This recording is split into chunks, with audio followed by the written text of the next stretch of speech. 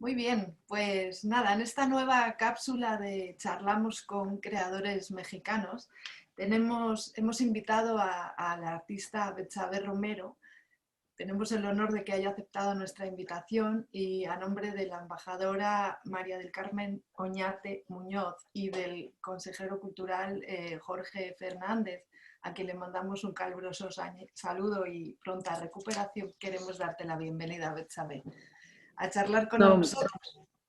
muchísimas gracias a ti, Mónica, y a todo el personal de la embajada, desde luego a la embajadora y a todo su equipo. Para mí es un honor estar con ustedes también.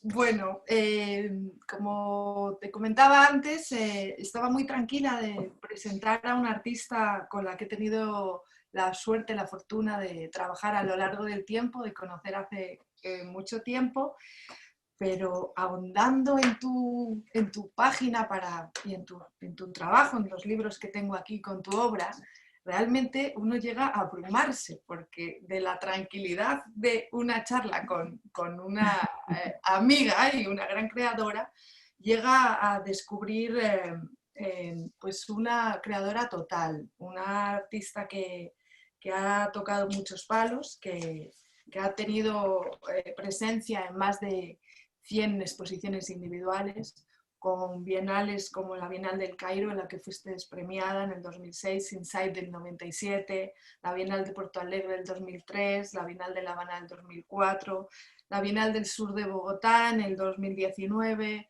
gran presencia en Lille en el 2019, intervenciones monumentales, instalaciones en el Grand Palais en París, en Art París, ¿no? Y grandes altares como la ofrenda del Zócalo, la explanada de Bellas Artes, el Museo Frida Kahlo, en Dolores Olmedo, incluso en el British Museum. Has expuesto en un montón de países, por citar algunos: Australia, Brasil, Bolivia, Colombia, Cuba, India, Egipto, España, Francia, Guatemala, Sudáfrica, en fin, es interminable. ¿Por qué te hemos invitado a ti, una artista que tiene pues, obra en el British Museum, en el Daros Collection de Suiza, en el MOAC de México, en el MoCA de Los Ángeles, en el Nevada Museum of Art o el Contemporary Arts Museum of Houston o la colección Hellman, entre otros muchas colecciones? Porque hemos elegido este mes y todo tiene que ver con algo que pasó hace más de 20 años, cuando descubrí unas llantas que se estaban imprimiendo en un taller de grabado en la Ciudad de México, en el taller de Jan Hendricks, y empezamos a preparar lo que sería la exposición que hicimos en el 2002 en el instituto. Se llamaba Palabras que Ruedan y fue una exposición individual en el marco de estas fechas. Estas fechas en las que todos los años ha tenido lugar la Feria de Arte Contemporánea Arco, y que por primera vez en su historia no se está celebrando en estas fechas, se ha postergado. Tú has tenido una presencia en la feria con tu galería de Nueva York y Monterrey, Ramis Barket, a lo largo de los años. Expusiste con nosotros en esa fecha también en este mes. En Arco 2005, que estaba dedicado a México, estabas también presente tanto en la feria como en la gran exposición en el Reina Sofía Eco Arte Contemporáneo Mexicano, curada por Osvaldo Sánchez y Kevin Powers, si recuerdo bien.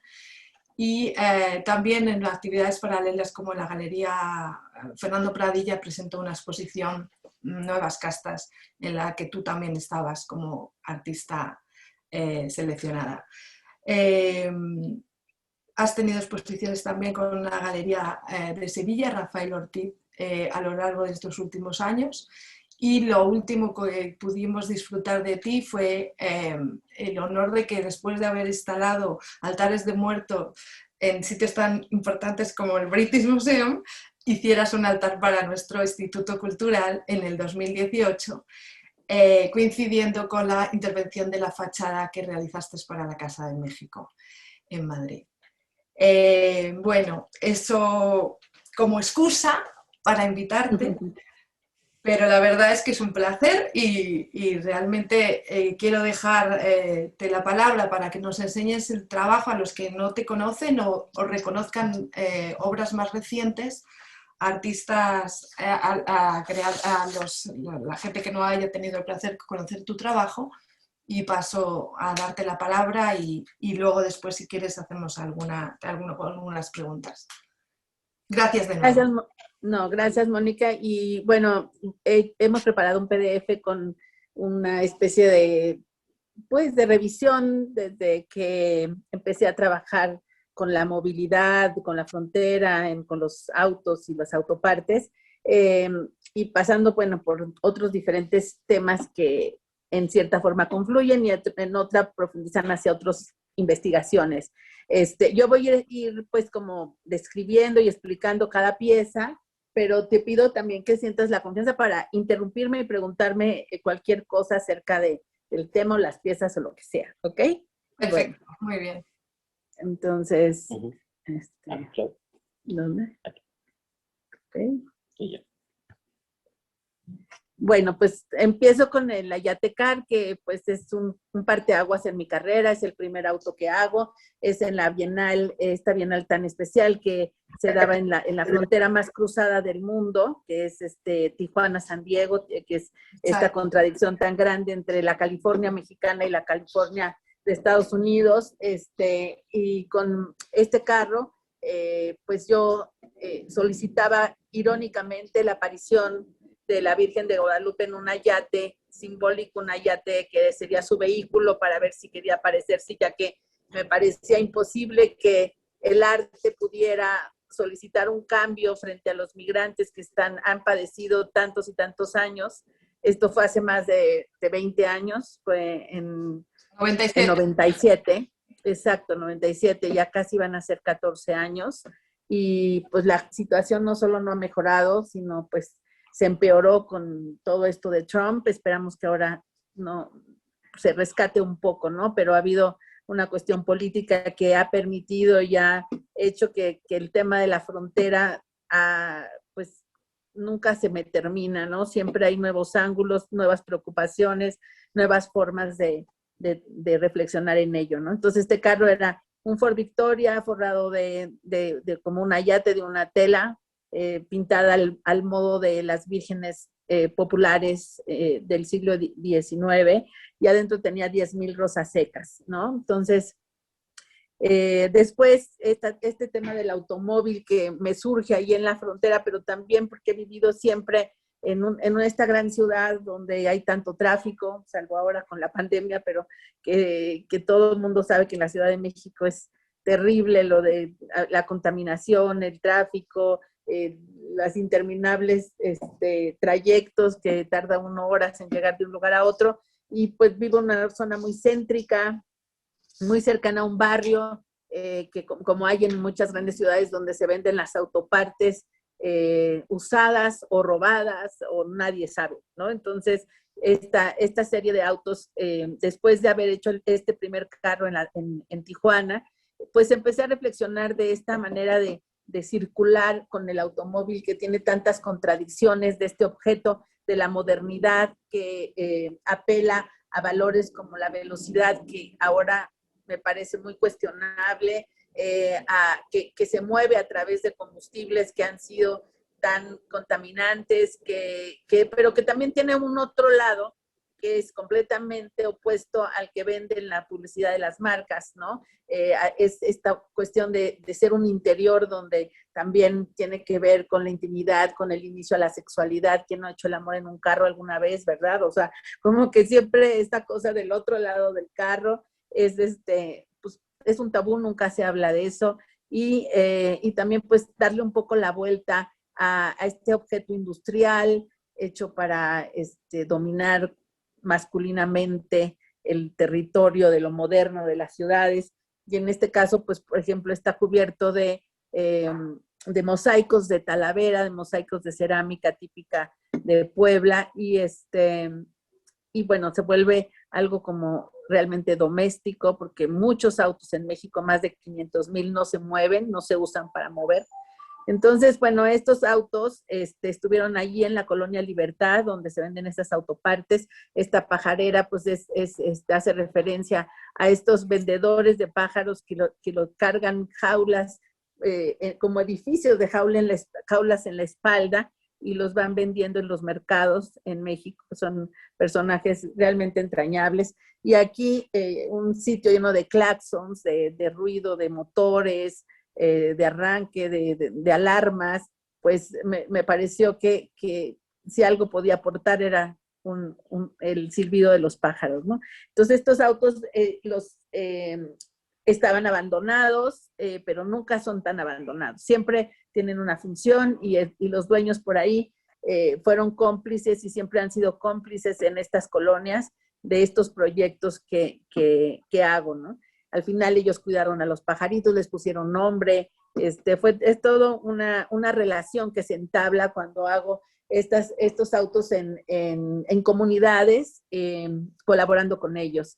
Estas comunidades han llegado al límite de casi ser mis patrocinadores, porque finalmente explorando el modus operandi de estos barrios que venden autopartes. En México, por ejemplo, la colonia Buenos Aires tiene su contraparte en Los Ángeles, donde incluso viven familiares de los mismos talleres, y siendo una de las ciudades con desguaces o desguazaderos o junkyards, no sé cómo se dice. Todo esto, el lenguaje de los autos es específico en cada país, y aunque hablemos castellano, no sé cómo se diga en España, pero en Los Ángeles es uno de los sitios con más carros en desuso que se venden por nada, y entonces estos se reciclan en México, y así hay barrios en East LA.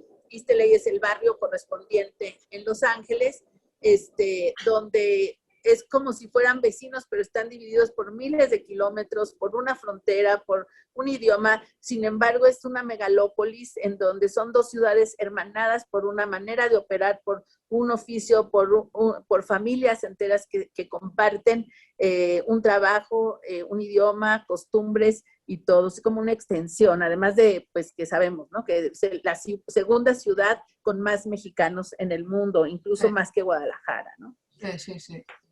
Es un auto, pues, ya de autos que hago a veces como intervenciones efímeras en la calle. Esta pieza la presenté en el Carrillo Gil, y cambiando de contexto, en la calle, pues, cambia también de significado, ¿no? Era un carro cubierto por una chambrita, se dice en México, son estos tejidos que se hacen para los bebés, para taparlos, que siempre a los bebés los quieren tapar más de lo que necesitan. A veces uno quiere ver al bebé y nada más ve puro estambre en frente de su cara. Y yo pienso que a veces era como, bueno, era una metáfora en el museo de cómo a veces hay un afán sobreprotector hacia las piezas, y no solo hacia las piezas, sino hacia el encuentro, a un encuentro más cercano, más fresco, más espontáneo entre los públicos y el arte contemporáneo. No siempre hay un tejido teórico. Ese interés tuyo de sacar precisamente las piezas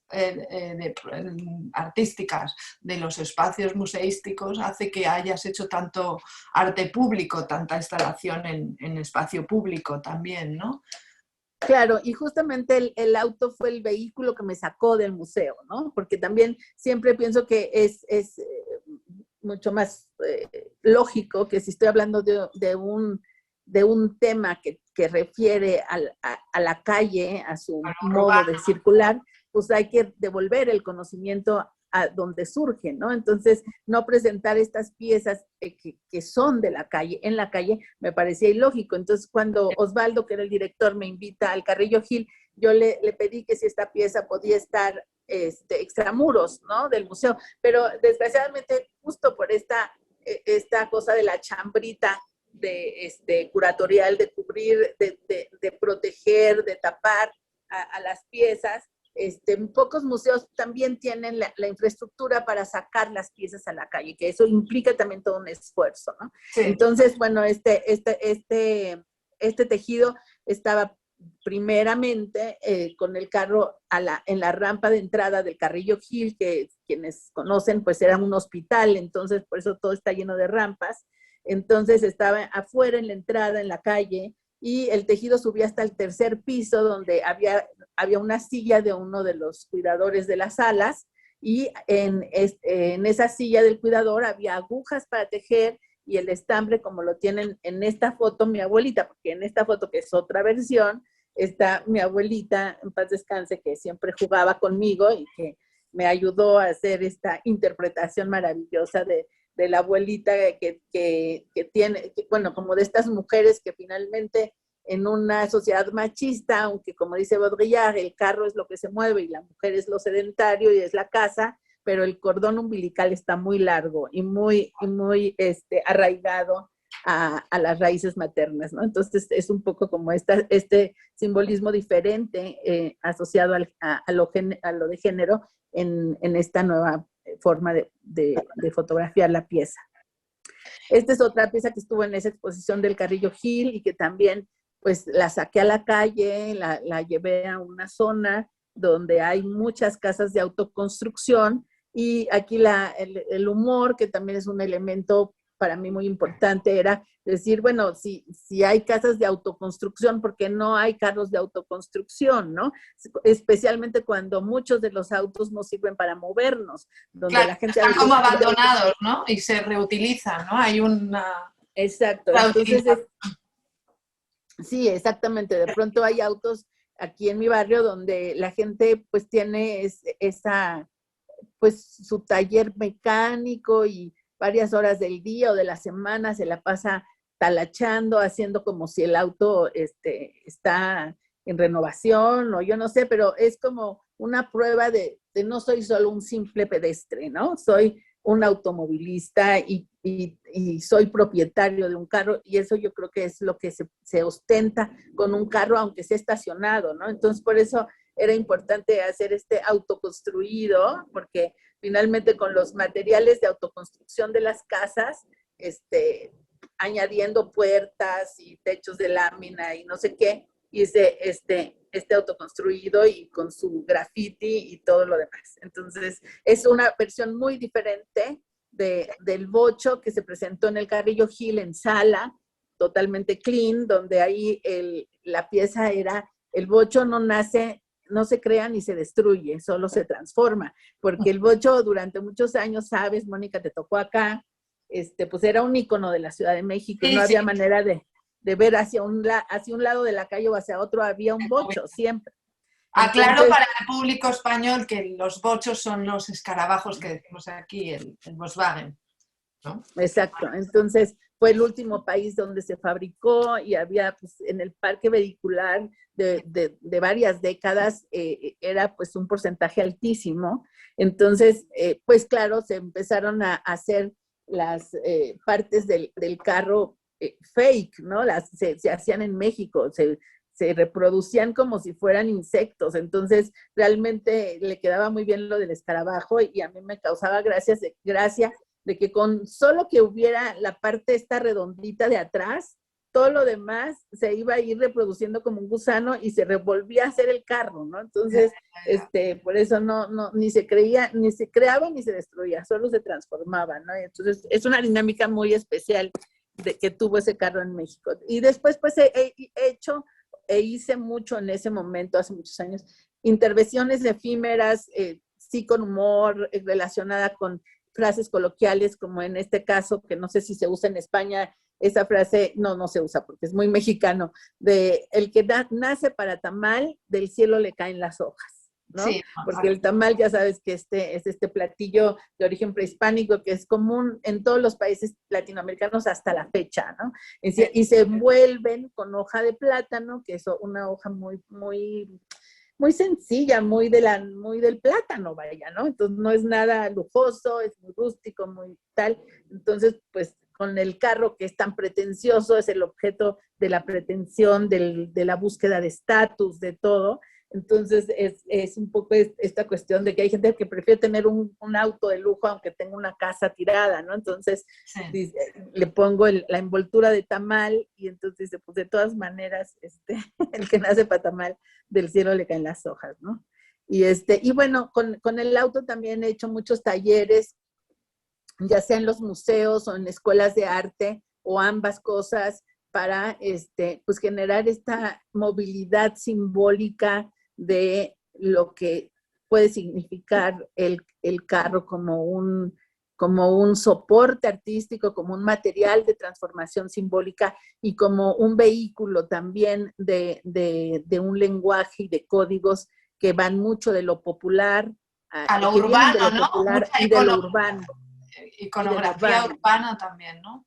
Exactamente, totalmente. Entonces, siento que pues también es una extensión del cuerpo en donde tampoco es que estamos totalmente protegidos, es el lugar del accidente, ¿no? Y en los accidentes de carro no es que vamos a salir ilesos, al contrario, los carros cada vez parecen más frágiles, más de cartón, ¿no? Este carro Entonces, parece como si fuera la piel de los que están exactamente, tatuados, ¿no? es un tattoo car. Entonces, ese es el tattoo car. Y, y bueno, yo ahí reflexioné mucho con los chicos del Richt Academy de Holanda, acerca del consumismo del tatuaje, de cómo todo el lenguaje del tatuaje que proviene de tradiciones como muy de culturas muy, muy específicas, de pronto entran a ser parte de un catálogo de una boutique donde se compra un ícono, una cultura, y esa cultura va a pasar a ser parte de tu propio cuerpo, mezclada con otras tus mercancías que se te ofrecen. Entonces, o sea, como este consumo del tatuaje en la piel, esta cuestión desde hace muchas, bueno, especialmente, yo creo que desde nuestra generación para adelante, el ver la necesidad de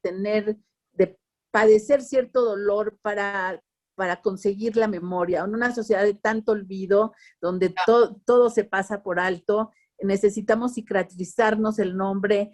Hay tanto pánico de olvidarlo que es mejor tenerlo, tenerlo como una herida, como una cicatriz, como algo que no pueda borrarse. O sea, lograr que algo no se borre en esta sociedad requiere de ser tatuado de alguna manera, y eso es muy sintomático, me parece, ¿no?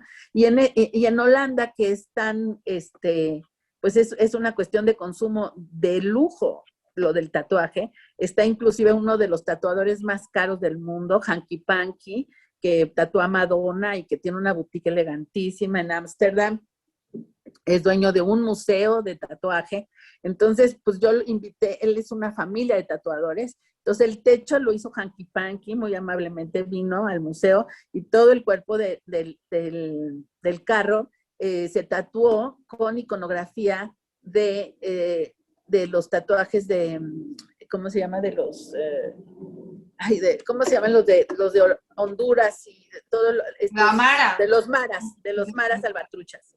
O sea, hicimos una revisión de lo que significaba el tatuaje, incluso como una forma identitaria de vida o muerte. Claro, pero están las cruces, las espinas, ¿no? Que son casi como rejas, ¿no? Y los exacto, huesos se de los tatúan. muertos, supongo.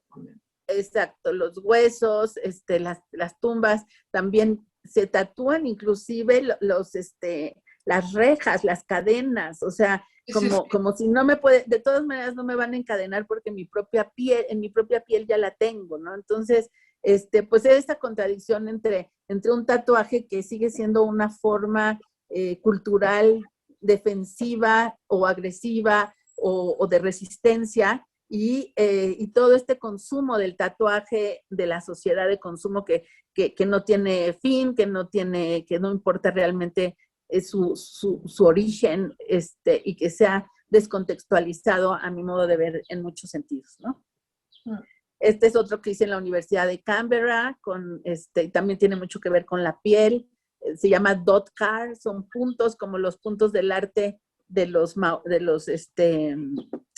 aborígenes australianos, que su arte recordarán todos, tiene que ver mucho con puntos y que es una forma como si fuera aérea de cómo ellos ven la geografía, y eso lo hice con la Universidad de Canberra, donde di clases cuando tuve una exposición. Esto lo hice con unos alumnos de Bélgica que iban al desierto, con material educativo, y que yo ahora, pues ahora que nos costó trabajo hasta poner el carro donde teníamos que ponerlo, entonces, pues yo creo que es de esta generación y los más chicos que ahorita con todo lo que estamos viviendo, pues les va a tocar atravesar el desierto con vehículos bastante destartalados, con un vehículo histórico bastante destartalado, con una infraestructura bastante maltrecha, y pues va a ser como un camello, van a ser como camellos en el desierto, y a ver si logran llevar la civilización, ¿verdad? Hasta otra orilla. Entonces hicimos este carro camello. En Sudáfrica hicimos un carro pelota de fútbol con colores de piel también, como esta cuestión que sirvió en su momento, en el momento de Mandela, como un deporte que en un mundial fue ejemplo de una resistencia interracial que para ellos fue muy, muy importante, ¿no? Entonces, pues eso lo trabajamos allí en Sudáfrica. Fue en la Bienal del Cairo, ¿no? Que había muchísima represión sexual, especialmente, pues, en la cuestión homosexual. Entonces yo vestí los carros y los puse haciendo el amor, ¿verdad? Pero se llamaban cuerpos vestidos, ¿no? Y solo porque le puse cuerpos vestidos, aunque me gané la Bienal, al otro día los bajaron, no les parecía que estuvieran ahí en esas posiciones perversas, aunque fueran carros y aunque estuvieran vestidos. Entonces fue como muy, muy chistoso. Pero bueno, y así pues después he hecho piezas de autos con varias, como conjuntos de autos. Estos son como autos que están encima del maíz, con toda esta historia del etanol, hecho a través del maíz transgénico, porque el maíz también ha sido un tema en mi trabajo, tratando de defender los maíces originarios y en contra de toda esta carrera por, por lo artificial y por lo transgénico, ¿no? Esta es una pieza que hice en la Colonia Condesa, que tú conoces muy bien también, y ahí están una serie de mini taxis que están hundidos en lirio de Xochimilco, ¿no? Y son, pues, dos tipos de plaga en la ciudad, ¿no? Por un lado, el lirio, que aunque es verde, pero también no deja respirar a todos los seres que están abajo, y pues este tráfico que pues ya no da, ¿no? Todo el carro individual, el taxi individual, todo lo individual, pues yo creo que está llegando a su fin de alguna manera. Y este es a su fin, pues con este auto en el Grand Palais, en frente del Petit Palais que se ve ahí, está el cortejo fúnebre al automóvil, llevándolo a su última morada. El carro no tiene llantas, está como flotando, y lo está llevando una serie de bicicletas que ellas sí han sobrevivido a la modernidad, y se han convertido en un vehículo que todo el mundo entendemos cómo camina, cómo da vueltas, porque es mecánico, y que a mí me parece sorprendente que lo bien que ha soportado el tiempo ese vehículo tan rudimentario como es la bicicleta, ¿no? Y bueno, ya a nivel de autopartes, pues he hecho exvotos en los cofres de carro, ¿no? Hablando también de la fragilidad del material con que está hecho el carro, porque los exvotos, que son estos pinturitas que se hacían para agradecer un milagro, o para agradecer no haber muerto en un accidente, pues yo hago exvotos de accidentes de carro, Eso es lo que conseguimos llevar a Madrid. Los sí, capos, ¿verdad? ¿no? Sí, Sí, sí, sí, sí. cierto. Sí, y luego cierto. participamos en un festival también que tenía que ver con música, con La Boca del Lobo, que también prestaste alguno de los capos para un festival dedicado a México, con corto y con música. Y claro, no podíamos llevar todo un bocho hasta Madrid, pero llevamos... Podemos llevar partecitas. y como te digo, se llama capó en España, ¿no? Sí, sí, sí. Sí, pues en México cofre, pero pues es que todas las partes no de me autos se acordaba. llaman. Sí, pues estas son salpicaderas, que yo no sé cómo se digan allá, pero Sí, son las también salpicaderas de bocho. Ah, sí, sí, igual. sí. Ah, muy bien. Y Y es, retrovisores, ¿no? También has hecho mucho sí, en ese reciclaje de los distintos elementos de los autos. Has sí, utilizado también retrovisores serigrafiados, ¿verdad? Y por supuesto las exactamente. llantas, ¿no? Las Y las llantas. ventanas que ahorita no traje ejemplo, pero pues he pasado por puertas, ventanas, espejos, sí, hasta sillones. Y Y por asientos, ¿no? De supuesto las carretera. llantas, ¿no? Las llantas con toda la Exacto. iconografía prehispánica, con el chicle y con toda esos símbolos arquetípicos de la memoria que tú utilizas también para denunciar, porque no solo utilizas la cultura popular para recrear otro objeto artístico, sino que también haces denuncia tanto de los migrantes, del dolor, lo que estabas hablando antes, de la represión, haces homenaje a las mujeres, bueno, utilizas toda esta iconografía popular para denunciar en muchos casos, ¿no?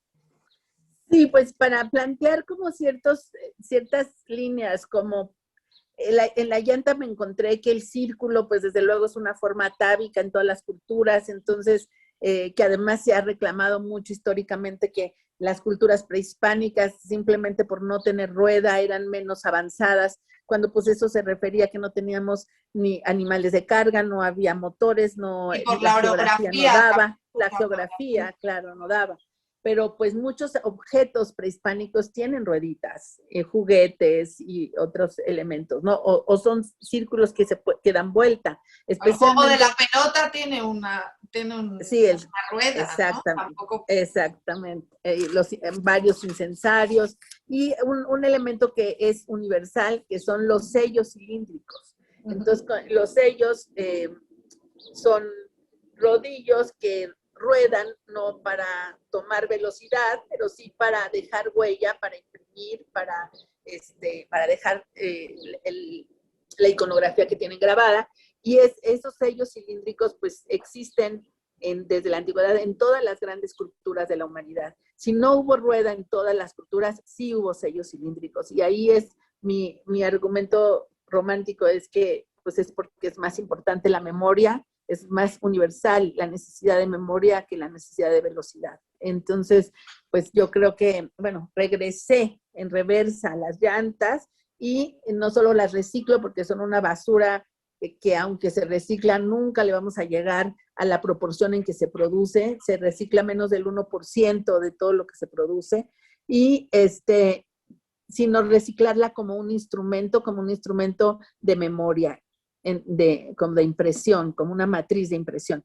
Entonces, pues esta llanta está grabada de las dos caras, pero también en el piso de la llanta y pues la imprimo de todos lados, como aquí podemos ver un rodillo de impresión que tiene grabado justamente un, exactamente como está en un sello en un sello prehispánico que pertenece al Museo Amparo, bueno, que está en el Museo Amparo, y que me llamó mucho la atención, se me hizo muy poético que tenía el conejo, no sé si ven unos conejitos ahí adentro de los círculos, que es el conejo de la luna, ¿no? Entonces, el conejo que solo vemos aquí en Europa, no se ve el conejo en la luna. Ustedes ven un hombre, ¿no? Creo. Sé que está el conejo, pero yo no. Un, nunca se ve.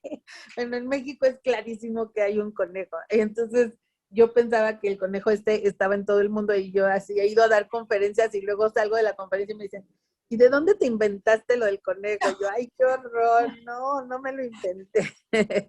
Entonces, bueno, fue así y Pero eso, las imágenes las creaste tú o las sacaste tú de alguna Ah, es un sello. exactamente igual. Es un Ah, vale. sello, o sea, el sello cilíndrico, aquí lo repetí en 5 llantas, pero Ok. el sello es gordito, o sea, es como más ancho, no es como una llanta, es anchito, y tiene al conejo y a los números, porque si aquí vemos, aquí está el conejito, ahí se ven los Sí, sí, conejitos, sí.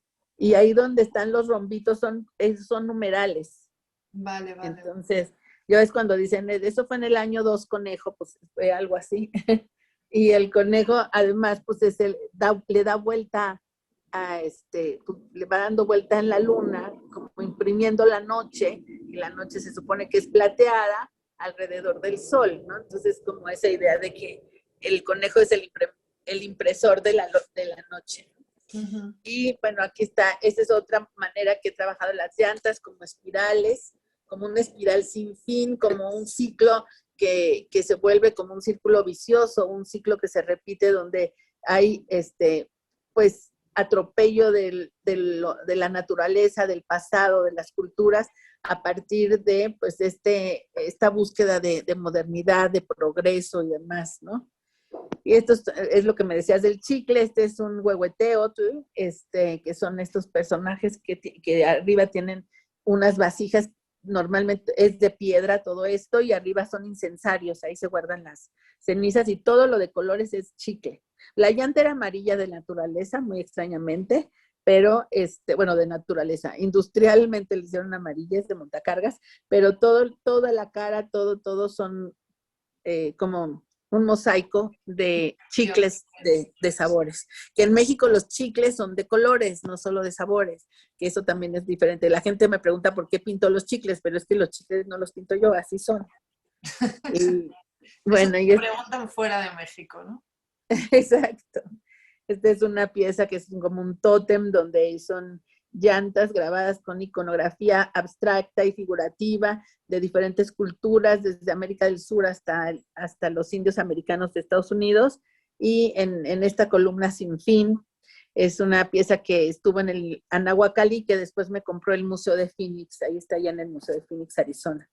Esta es una pieza así también otra vez como un túnel, donde personajes de culturas prehispánicas, o sea, que son guerreros, están en cautiverio, están encerrados en ese círculo, y en la pared es como un nido de víboras, que son los trenes que se llama como la bestia, ¿no? Es el de la bestia, que es este tren que atraviesa desde Guatemala hasta sí, la de los migrantes, ¿no? ¿Dónde van los migrantes? La de los migrantes, exactamente. Es una, fíjate que esta hace referencia a la mezquita de Córdoba, y esta la presenté una vez en Narco, de otra manera. Pero en un proyecto, ¿no? En un proyecto o algo así. En un proyecto, exacto. En el 2007 me parece que. Algo así, exactamente.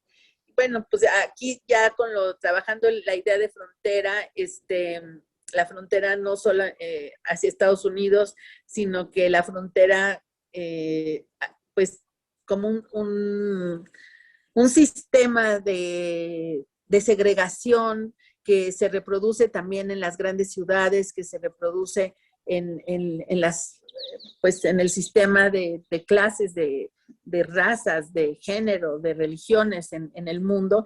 En este caso, lo hice en una de las zonas más pobladas y pobres de la ciudad, de los suburbios de la Ciudad de México. Es el borde con Ciudad Neza, en Iztapalapa, en el Centro Cultural El Faro, en donde pues llegan del sur, centroamericanos, gente del sur de México, y se topa con esta frontera dura de la Ciudad de México y ya no logra seguir pasando, o de ahí lo que sigue es Tijuana. Pero es como migrar, que yo creo que por lo menos en México es difícil por tanta raíz, por tanta cultura que llevamos. O sea, la gente se va, pero sigue llevándose sus ingredientes de cocina, sus ancestros, sus dioses, lo que tú quieras. Entonces va muy enraizado caminar difícil. Cuidado con la mano, que estás tapando la cámara con esa mano.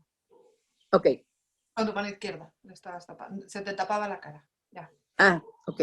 Y bueno, esta es una pieza que hice también para atravesar la ciudad de Guatemala y llegar a la embajada haciendo estos tejidos en la calle con alumnos de artistas de Guatemala hasta la embajada de México, que la embajada de México en Guatemala es tan terrible como la de Estados Unidos para nosotros, ¿no? Entonces, cuando descubrí eso se me hizo horrible y pues traté de ir abriendo un poquito, pero nada más. Una celebración, porque realmente no, o sea, uno como artista es muy difícil cambiar la realidad, la verdad. Y este es uno de los últimos carros que he hecho en la frontera. justo cuando estaba Trump y con un grupo de artistas realmente muy implicados en la cuestión política en Arizona, que es una zona dura para los migrantes. Pues hice este carro amurallado, que aunque esté de oro el chofer, con una sola llanta no se puede mover, ¿no? Entonces, o mueve todo el carrito o se mueve con todos o no se mueve nada, ¿no? Entonces, pues es esta idea de muros o de amurallarse sin sentido, ¿no? Esto es en San Agustín, Etla, este lugar tan hermoso que hizo Toledo, en paz descanse, Francisco Toledo, un gran artista mexicano, que es una fábrica de papel. Entonces aquí hice esta idea de pues como los sueños en el aire y tejidos con puentes flotantes entre los migrantes que dejan su tierra con una gran ilusión, con mucha luz, con mucho aire y después no sabemos dónde van a caer como los globos de Cantoya estos, ¿no? Pero bueno, entre ellos con estos tejidos hechos por artesanos con los que trabajé yo allá. Y 21 años después, 20 años después de haber hecho la Yatecar, regresé otra vez a Tijuana a hacer esta instalación en donde atravesé la frontera. Esto es lo hice en el mismo año en dos fronteras diferentes, en Tijuana, San Diego, y en Ciudad Juárez, El Paso, Texas, o sea, en Texas y en California. Esto es en Ciudad Juárez, esto es Ciudad Juárez, esto es El Paso, esto es del lado de Estados Unidos. Sí. Y todo fue porque me donaron una serie de hormas de zapato antiguas de unos tenis que quebró la fábrica cuando aparecía Adidas y todo, eran unos tenis mexicanos que llamaban faros. Y pues yo cuando me llegaron al taller empecé a convertirlos en como un instrumento para recordar la huella que han dejado los migrantes. Entonces les tatué la frontera, ¿no? La línea fronteriza es esta herida que tienen y los dedos. Y con esos fue que atravesamos. O sea, no se ve mucho, pero a ver si aquí se ve en cada banderita. En cada banderita de estas, que es una bandera de paz, es de todos los migrantes que más bien han sido trabajadores. Habías puesto una de la horma. Una horma en cada bandera, exacto. Uh-huh. Entonces, como para dignificarlos, ¿no? Levantarlos a la altura de la vista del espectador, que su huella no esté en el suelo, ¿no? Entonces, después con estas huellas... de la memoria, ¿no? Porque exacto. También muchos migrantes mueren en el camino, con lo cual... Exacto, sin que nadie sepa exactamente y todo eso, ¿no? Entonces, también aquí, después, en Texas, la Universidad de Texas me invitó a hacer una exposición en el Rubin Center con Carrie Doyle, que es una gran curadora especializada en todo este tema. Y pues esta es la exposición y ahí trabajé las hormas con piezas como esta donde la huella está literalmente cortada por la línea de la frontera encendida, ¿no? Y como otra vez un laberinto, una espiral descendente donde está el trenecito de la huella y de la bestia y la familia migrante. Y esta que es una pieza que es como un atrapasueños, que es estos tejidos que se usan en las cunas de los niños y que tienen plumas, pero estos la mayoría de las plumas están en el suelo porque los sueños de los niños se han caído, los niños migrantes que pues fueron separados de sus familias. Y esto estará hecho cuando Trump detuvo a los niños, es de esta... Exacto. O sea, sí. Fue justo esta exposición que hice en el Rubin Center, ahí se ve el atrapasueños atrás, hasta atrás se ve. Fue justo después de que habían puesto a los niños en lugares que ni siquiera hasta hoy saben exactamente dónde quedaron y separados de su familia, ¿no? Entonces, si se fijan aquí, se ve, son puros suétercitos. El atrapasueños está hecho de suétercitos de bebé. todos lados. Y esta es una exposición que está hasta ahora en Washington, D.C., lleva 2 años y más en York Avenue, y pues aquí también son los migrantes y la huella de los migrantes que han sido atropellados, pero a pesar de haber sido atropellados en sus derechos y en sus personas mismas, pues han hecho un camino, ¿no? Y ha sido un camino en donde pues siguen enlazados de mucha manera. Y ahora esto es lo que hice en Lille el año en 19.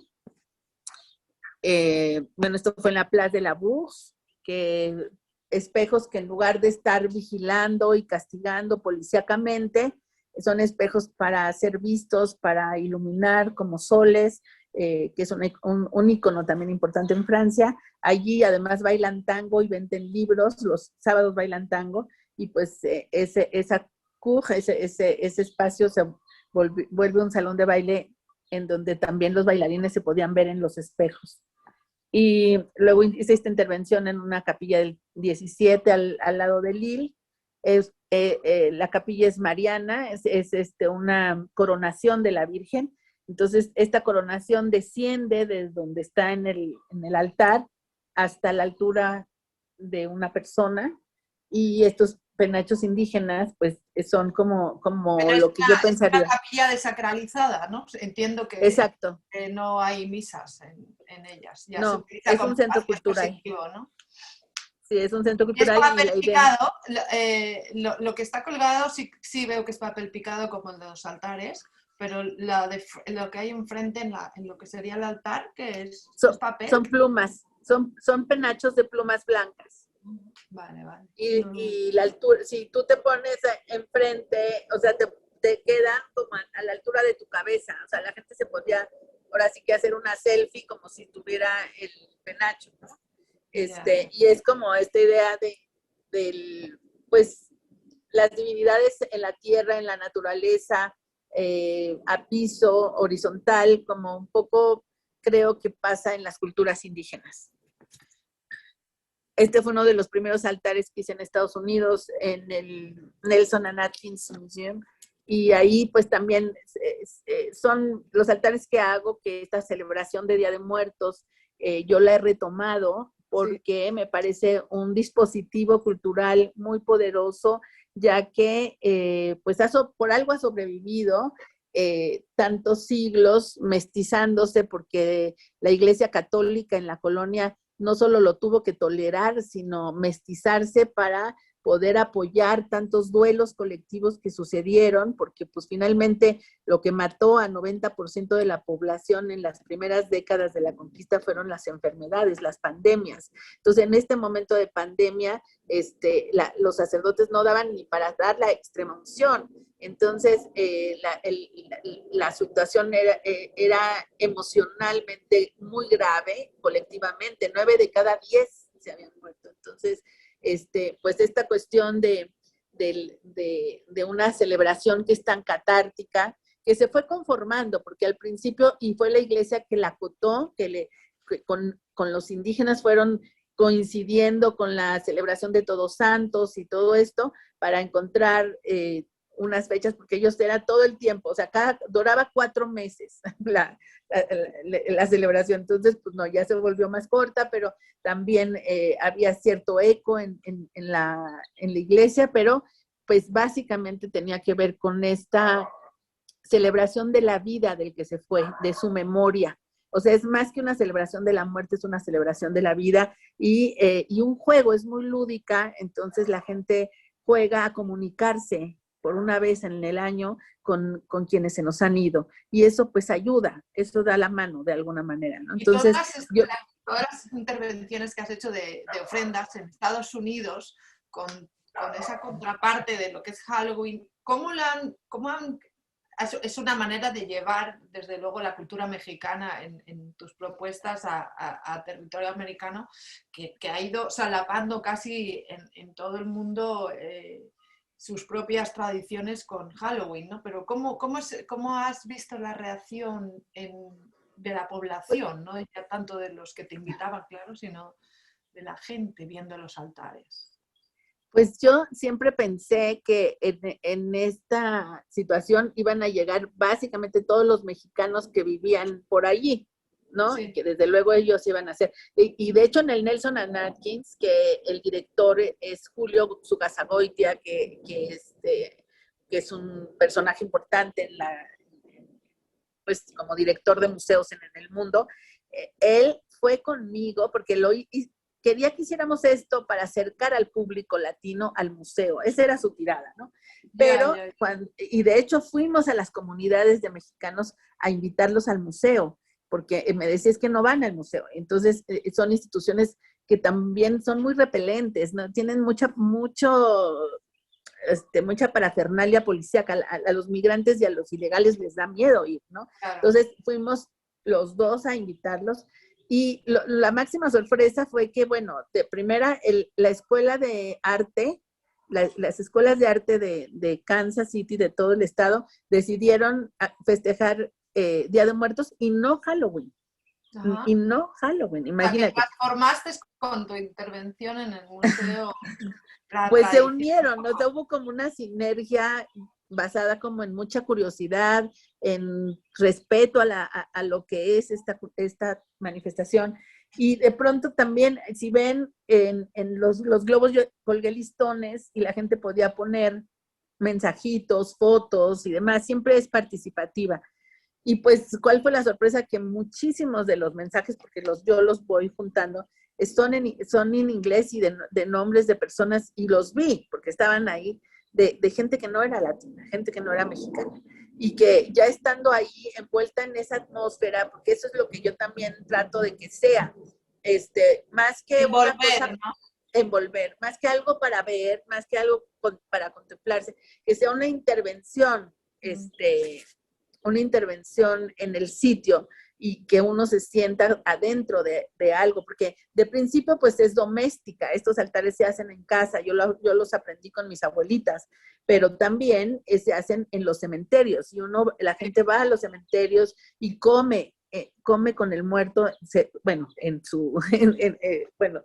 simbólicamente, sobre sus tumbas, ¿no? Y llevan músicos, y llevan flores y se la pasan con toda la familia todo el día con la persona, ¿no? Bueno, con el difunto. Entonces, pues estas atmósferas que yo quiero que envuelvan y además que sean participativas. Por encima de los altares que siempre organizamos en todas las comunidades, en todos los países, ¿no? De mexicanos, organizamos en Día de Muertos, tú has logrado llegar a grandes espacios, ¿no? Que da un eco distinto a lo que estabas diciendo de quiero atraer a los locales que hay en este país, ¿no? Para llevar la tradición mucho más allá, no solo para el que ya comparte y la conoce, ¿no? Claro, pues sí, también la idea es como congeniar un poco o tocar esa fibra de duelos colectivos, que me doy cuenta que al final existen en todo el mundo, y más ahora que tenemos tantos duelos colectivos. Oh, sí, claro. En este caso, que fue la casa de Frida Kahlo, que yo no quería que fuera como que se viera la casa de Frida Kahlo, y si ves, no parece la casa de Frida Kahlo. Y en estos pasillos diarios, estas participaciones de las calaveritas donde escribían, se llegaban hasta el suelo, y tenían que quitarlas porque si no ya se arrastraba por todos lados. Y de gente, hay muchísimas en japonés y en no sé qué, porque sí sabes que la casa de Frida Kahlo es la más visitada después del Museo de Antropología, ¿no? Entonces, claro. Sí fue como, aunque es un lugar no tan grande, pero sí es importante. Este es un altar de dolores, que es otro tipo, y es a las madres que han perdido sus hijos desaparecidos con la guerra del narco. ¿Este dónde fue? En San Ildefonso. San Ildefonso, increíble. En San Ildefonso, sí, y que entrabas en esta sala con fotos de las madres que están buscando a sus hijas, tenía todos estos elementos atrás, siempre es esta idea de los brillos, de lo que de vueltas, del agua, de agua de sabores, los cítricos. Es un altar súper interesante, porque se supone que es para distraer del dolor a la Virgen que ha perdido su hijo, que se considera uno de los dolores más grandes del mundo.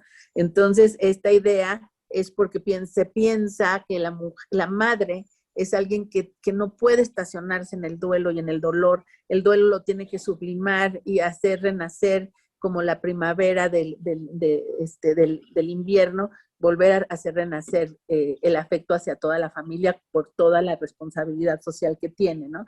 Entonces por eso tiene esos borreguitos que le ponen de chía para que renazca las plantitas y todo, ¿no? En fin, es una tradición muy, muy interesante que se ha perdido un poco, pero y a mí me gusta tanto como la de Día de Muertos, de hecho. Aquí está el British Museum, donde vuelvo a usar esta metáfora de estos globos, como los migrantes que se van y no sabemos a dónde van a llegar, o si van a llegar o nada, que están como en el limbo, como las calaveras, estas calacas que están colgando, y que fue una metáfora que pues se usaba desde la colonia para que la gente se catequizara y no se quedara en el limbo cuando se muriera, ¿no? Pero que en realidad ahora los migrantes, yo digo que en Europa y en muchos lugares, no es que terminan de llegar, no es que realmente son aceptados, no es que terminan de irse, sino que están en un limbo tanto legal como económico como cultural, ¿no? Entonces, esta fue la metáfora que trabajé en el British Museum. Este es el Zócalo, que donde pues también fue una idea se llamaba Canto al Agua, porque antes pues sabías, eran canales en toda la ciudad y por darle la espalda al agua también ha habido muchas consecuencias ecológicas terribles, como los terremotos, como se han dado por haber desestabilizado el piso con el agua que tiene abajo, en fin. Y cada trajinera tenía en estos como topes o copetes que tienen las trajineras, que son como los barquitos que se usan hasta la fecha solo en Xochimilco, que es una parte todavía de la ciudad, que queda de canales, como había desde la época prehispánica, y ahí cada una tiene una razón por la que hubo muchos muertos en ese año, que fue 2016. Y adentro de cada trajinera había ediciones de cazuelitas, de flores, de calaveras que se encendían. Y pues mis amigos, viendo que así se llenó 700,000 personas el primer día y así fueron 5 días, me dijeron, pues no vas a tener objetos para rellenarlo todos los días y no hay manera, se los van a robar. Y claro, un amigo artista me dice, yo me lo voy a robar a alguno. Pues eran ediciones hechas a mano, ¿no? Y pues realmente siempre lo cuento porque ve cómo es un mar de gente y la verdad es que no se robaron nada. Y fue muy impresionante, la verdad. Pues mira, para que luego digan, ¿no? Mira, aquí se ven los respeto, ¿no? Total. Sí, pues sí, esto es en Bellas Artes, que ahí hicimos en las cazuelas, hay cajitas donde la gente ponía pensamientos para las personas que habían padecido en el terremoto, porque esto fue en 2017 que hubo un terremoto muy fuerte. Y grabábamos también al lado, como en una cuestión sonora, los testimonios de la gente. Lo hicimos en relación a la comida de Día de Muertos y un zompantli en las escaleras. Esto fue medio high-tech, que no es mi costumbre, pero no había manera de hacerlo más que así, que de lejos se ve. ¿Eso dónde fue? Lo del en lo que le dicen la estela de luz en Reforma, o la suavicrema para los de acá. Y esto fue en el Anahuacalli, que bueno, pues en la casa de Frida, las primeras feministas de México, un altar porque los feminicidios en 2019 aumentaron 90%, una cosa realmente espeluznante, ¿no? Y esta es una intervención también muy arquitectónica en un lugar que me encanta, en Teopanzolco, en Cuernavaca. Entonces eran como pasillos de la memoria hechos con flores. Y lo hice después en Dallas, que había, pues esta me la habían censurado varias veces porque es por los muertos por arma de fuego, por eso son como tiros. Hay unas dianas, sí. Sí, como tiros a ver si hay una, no, son, sí, lo veo ya. ¿no? Como tiros pero en papel picado. Y está pues impreso, ¿no? Está impreso como de serigrafía. Y es serigrafía, ¿no? Es serigrafía. Y pues es hablar también pues de Del de ese problema de malestar las no, armas, ¿no? En Estados de Unidos. las armas, exactamente, pero no solamente en el tráfico hacia México, sino en los muertos por arma de fuego en Estados Unidos, que son cifras más altas que las de cualquier guerra que haya tenido Estados Unidos con el mundo. O sea, son cifras muy, muy elevadas, ¿no? Y, bueno, este es un detalle. Pues aquí se ve, ¿no? Aquí está lo del tiro, del lado derecho. Y pues esta yo la había propuesto en Filadelfia unos años antes y la verdad que impresionante, porque iba al museo y no lo... Cuando supieron que era el tema, y hay muchos republicanos en el board, lo censuraron. Y es un nuevo museo que se abrió durante la pandemia. El lobby de Sí, las armas no te dejaba. Claro. no. Y esta es una ofrenda que todavía ni quito, porque la abrimos aún con pandemia, porque se inauguró este nuevo museo que se llama Caluz, que de hecho tuvo una exposición importante sobre los españoles. Se abrió con una exposición de artistas españoles republicanos migrados a México. Y y bueno, pues allí yo hice una ofrenda con mucho, mucho afecto, porque también se la dediqué a mi papá también. Ah. Y pues todavía no la quitamos. Y esta ofrenda que también hicimos fue, que es parte de mi trabajo en pandemia. Hice La todo el convocatoria, ¿no? La convocatoria Exacto, pública para que pudieras hacer tu tu ofrenda. propia. Exactamente. Entonces, Apple y Relaciones Exteriores, me ayudaron en lo que se pudo.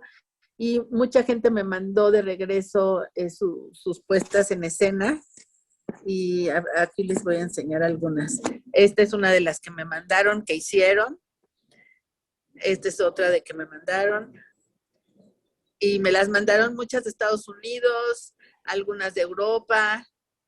Sí, yo me acuerdo haber México. recortado, en tu página web tenías un PDF que se podía imprimir y recortar Sí, para poderlo y hacer. podías hacer Está recetas muy bien porque no siempre se puede conseguir el papel picado y puedes estar en lugares remotos donde no tienes los objetos, ¿no?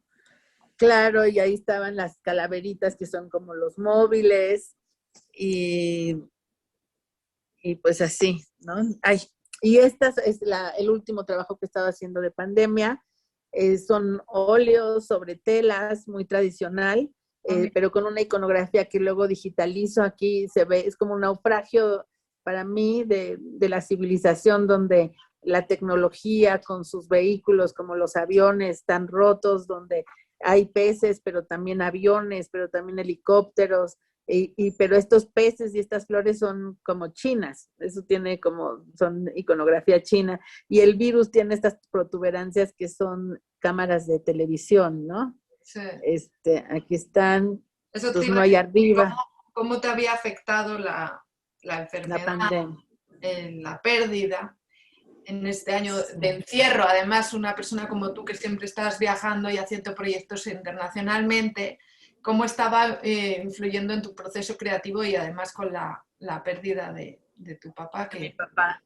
Sí, pues fue muy duro y pues sí me refugié mucho en mi trabajo y pues en esta sensación de ese naufragio, ¿no? Que siento que nos tiene que dar claridad para buscar reinventar muchos caminos, ¿no? Entonces aquí, por ejemplo, pongo los buzos, que como estos chicos que yo había hecho en el desierto, que tienen que atravesar el desierto con la civilización, en este caso los pongo como buzos que tienen que atravesar también aguantando la respiración y muy equipados, con máscaras, con todo, a ver si logran llegar a la otra orilla, ¿no? Y hay veo que hay un helicóptero, un avión, claro, sí. es una situación casi como de guerra, ¿no? Con estos encierros en los que estamos, en una distopía que nadie podíamos imaginar que viviríamos hace un año justo, ¿no? Que Sí. va a cumplir, que nos empezamos a encerrar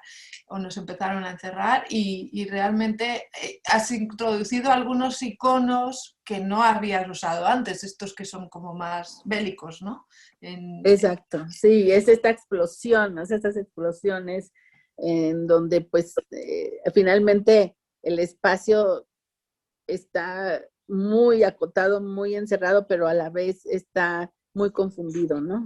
Y pues estos las digitalicé y las puse así en línea y la gente me mandó como de painting by numbers, iluminado de diferentes colores y como ahorita me están haciendo un libro, hice una selección de las que me mandaron y los voy a publicar en mi libro. Pues mira, de eso también quería hablar yo, de un ejemplo de los libros que podemos visitar en la Biblioteca Octavio Paz que tenemos en el Instituto Cultural de México. Está este libro que hiciste con el Museo Amparo de Puebla, el de Lágrimas Negras, que tiene un cosido japonés y es un trabajo en el que tú has hecho una pieza en sí, ¿no? Entonces Sí. se ve que está en las hojas, bueno, no se puede ver muy bien, pero el que esté en Madrid y quiera venir a verlo, mira, esta es una de tus piezas icónicas de Claro. las llantas con el chicle dentro. El símbolo masticado. Sí. Y luego viendo el trabajo que has hecho como de sombras, con papel picado, sí, toda la iconografía y de mestizaje que se expande en todo tu trabajo, ¿no? Me parece que es un elemento al que le diste mucha importancia en este museo, en este proyecto expositivo, que has puesto la foto de el sello ese, ¿no? Eran de esta exposición, me parece. Entonces te iba a preguntar si venía un nuevo trabajo, porque algunos si venía otro trabajo editorial en marcha y justo lo acabas de mencionar ahora, con trabajos más recientes. ¿Con quién estás haciendo el libro?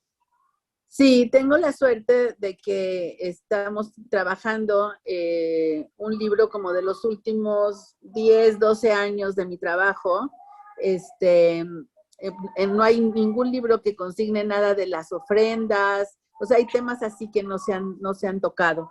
Y lo está haciendo el Grupo Heraldo Multimedia, que es un grupo que empezó como periódico impreso desde hace muchos años y que desde hace 2 años ahora es prensa escrita, digital, estaciones de radio, televisión, y quieren hacer un editorial de arte. Entonces van a hacer una colección de libros de arte con artistas y tengo la suerte que voy a ser la primera. Entonces estamos trabajando en ello. Es el mismo diseñador del libro del Museo Amparo, Ciel Carp, que es un gran diseñador. Y y porque también mira que tiene años, ¿eh? Este libro tiene años, es del 2008 o 2007. 8, sí, exacto. Y realmente, bueno, es estupendo. Exacto. Y a ver cómo nos sale este. Espero que también esté muy lindo. Y estamos ya al final. Tiene muy buenos textos de críticos de diferentes países.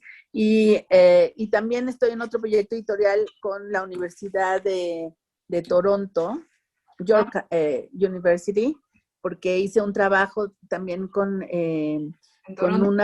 una comunidad de indígenas misosogas, y con ellos hicimos una exposición en la galería de la universidad con un curador, con 2 curadores fantásticos que tienen un trabajo muy, muy comprometido y realmente honesto, que se ve poco en relación a trabajar con indígenas. Y yo aprendí muchísimo y esta es la culminación de este trabajo, este libro, en donde inclusive una de las jefas de la comunidad indígena participó en la museografía y también va a escribir un texto, y el texto va a estar traducido a español, inglés y misosoga. Entonces me parece que está muy interesante. Fantástico. Fantástico, estaremos esperando esos 2 libros para verlos y tenerlos en nuestras manos y disfrutarte. Sabes que, bueno, el mestizaje cultural es constante en tu obra, ya sea en las esculturas, en los grabados o en las intervenciones en espacio público. Y bueno, pues si pensamos en ti, nos vienen la palabra gocho, la palabra llanta, la palabra cristal, lentes y denuncia, ¿no? Ese constante reivindicación a las mujeres, a los migrantes y a todos los colectivos sufrientes. Por eso te decía, el dolor de ahora mismo, que es compartido, que es universal, estoy segura que va a salir algún trabajo tuyo que lo va a recoger, porque lo has hecho a lo largo de tu historia como creadora. Y ha sido para nosotros un placer escucharte, ver todo tu trabajo, y sabes que te esperamos con los brazos abiertos para, en cuanto se pueda volar y vengas a Europa, hagas una escapadita por Madrid. Sí, ojalá que sí, me muero de ganas.